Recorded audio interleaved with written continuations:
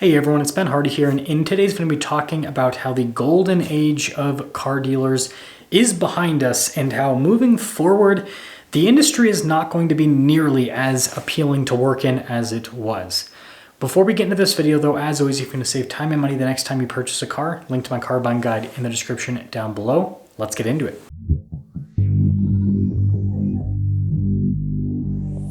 So to set the stage for today's video, let's quickly talk about the evolution of car dealerships. This will be a very rough history. So the first car dealer, and this comes from Wikipedia, so who knows how accurate it is apparently Fred Kohler, and it was 1889, and they just sold cars built in Cleveland, Ohio. But then Motor Biscuit, which is probably a bit more accurate, says the first dealer was Tenvord Ford in St. Cloud, Minnesota, 1899, and they were a bicycle shop that changed to sell Fords, basically. So either way, dealerships are over 100 years old. So car dealers and the US car world, they're very intertwined, as you can see, because cars were invented about 100 years ago and so were car dealers.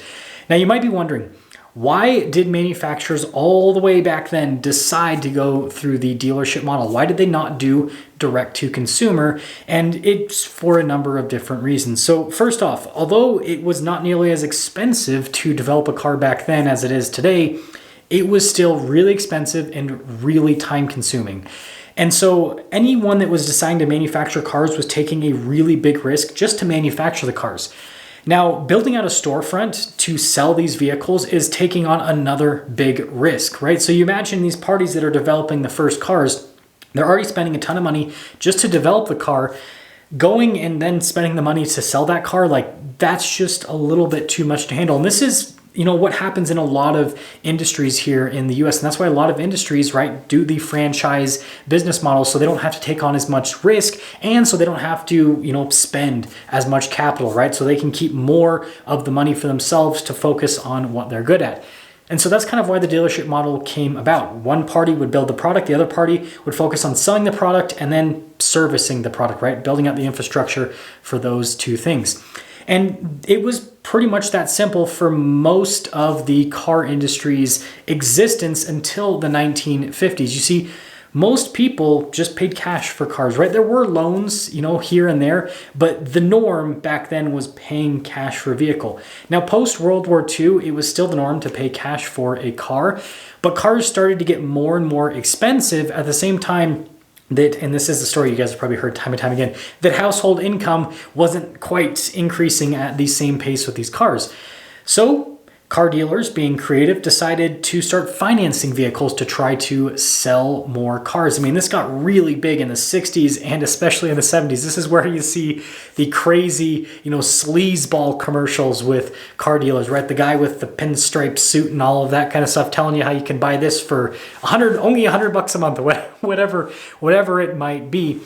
And so this added another arm to dealerships, right? Not only are they selling the cars and servicing the cars, now they can make more money off of financing these cars. And as cars became more and more complicated, there was something that became very important with these cars, and that was the ability to, afford to service the cars, right? Again, the initial cars were, not necessarily the most reliable on the planet, but they were pretty well built, and parts weren't insanely expensive. But as cars got more complex, parts got more expensive, more complex. And so repair jobs got more and more expensive. And so boom, you have another arm, right? Now it's like the warranty side of things.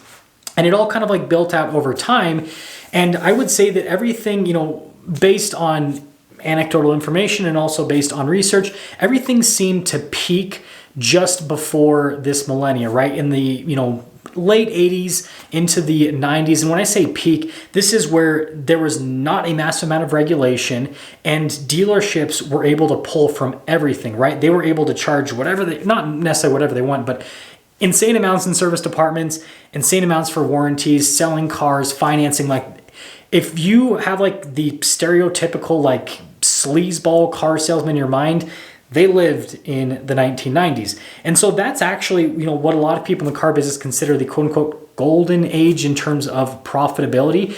And what really shows this is if you look at the amount of money that people were making in the 90s versus what they're making today. You had people in, management positions in the 90s making hundreds of thousands of dollars per year.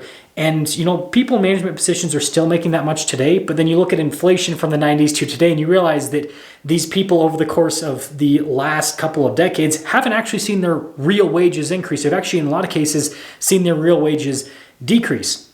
You might be wondering, well, why the heck did this happen?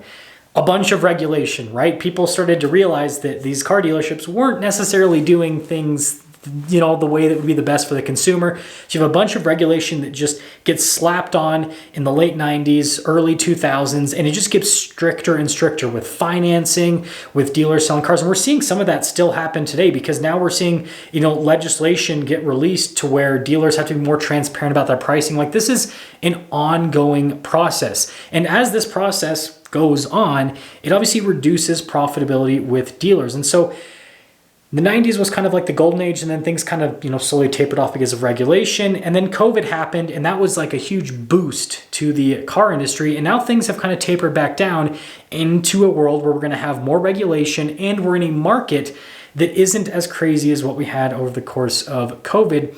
And so what this means for dealerships moving forward is the business model is going to have to continue to evolve, right? It's always going to be evolving, but more so now compared to any time before, because we're now entering a market that's completely different than any other market that the car industry has experienced.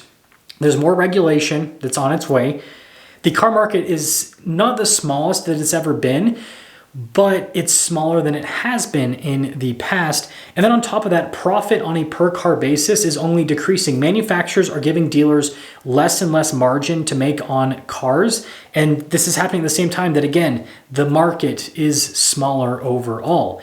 And so when you put the the rough history together with what's happening in the market now, you can see that for dealers moving forward, they're only going to continue to make less and less money. Now, there are, some silver linings here and there. One of the silver linings is the fact that dealership service departments right now are extremely profitable, because modern cars, although people will say they're more reliable than older cars, they're starting to not be so reliable. It seems like reliability peaked out in the mid-2000s, and it's kind of been downhill since then. And a big part of that, just all the tech and all the computers in these modern cars. So they're able to make a lot of money. So that's kind of like the silver lining. But everything else in the dealership, the financing of the cars and the amount of money they're able to make on products on the cars, like aftermarket accessories, and then just on the cars themselves, it keeps declining within a smaller market. And when you look at the broader picture, you can probably now understand why a lot of dealers have decided to just leave the car business altogether. They can kind of see the writing on the wall, where the industry is probably going to do what a lot of other industries do, where it's going to continue to consolidate to more and more bigger companies, right? But fewer companies. That's what we see in other industries. And then it's going to have to kind of be more towards that, not really true direct to consumer type thing, but more towards that, because again, the profits are so small, then they're going to have to kind of reorganize things in that. So yeah, let me know what you guys think about this whole situation. But when you look at the history, and when you look at what's happening currently in the car market, and what will we can't predict the future, but where the car market's trending, I think that, again, like I said, the writing's on the wall, where the car industry, it's not like the worst industry to work in the planet, but it's just not what it used to be. Good for the consumer in some ways, right? But not as good for the salesperson. I'll see ya.